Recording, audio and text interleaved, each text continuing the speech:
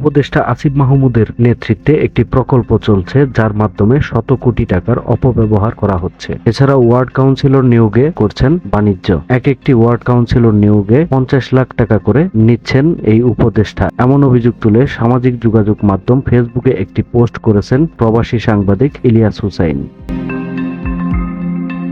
ইলিয়াসের মতে আসিফ মাহমুদের এই প্রজেক্টটি অত্যন্ত গোপনে পরিচালিত হচ্ছে এবং এটি ব্যাপকভাবে সমাজের বৈষম্য সৃষ্টি করছে। ইলিয়াসের অভিযোগ অনুযায়ী নাগরিক পার্টির যুগ্ম সদস্য সচিব আলাউদ্দিন মোহাম্মদ একটি বাসায় বসে ঢাকার উত্তরের 129টি ওয়ার্ডের স্থানীয় প্রশাসকদের ইন্টারভিউ নিচ্ছেন। এই বাসাটি মহাখালী DHS এর 31 নং রোডের 469 নম্বর বাড়ির 3য় তলায় অবস্থিত। এই ইন্টারভিউ এবং লেনদেনের পেছনে বিভিন্ন ব্যক্তির সরাসরি জড়িত থাকার কথা বলা হয়েছে।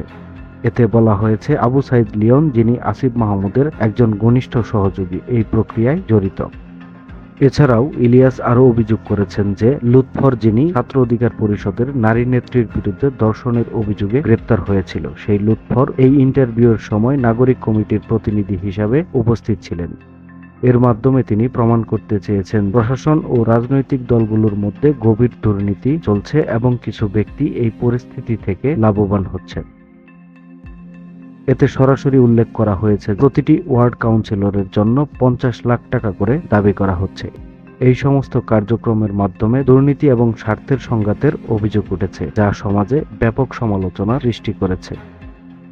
এভাবে ইলিয়াসের প্রতিবেদন রাজনৈতিক প্রেক্ষাপটে নতুন আলোচিত বিষয় হয়ে উঠেছে, যেখানে দুর্নীতি, লেনদেন এবং ক্ষমতার অপব্যবহারের অভিযোগ উঠে এসেছে। সময়ের কলম, নিউজ ডেস্ক।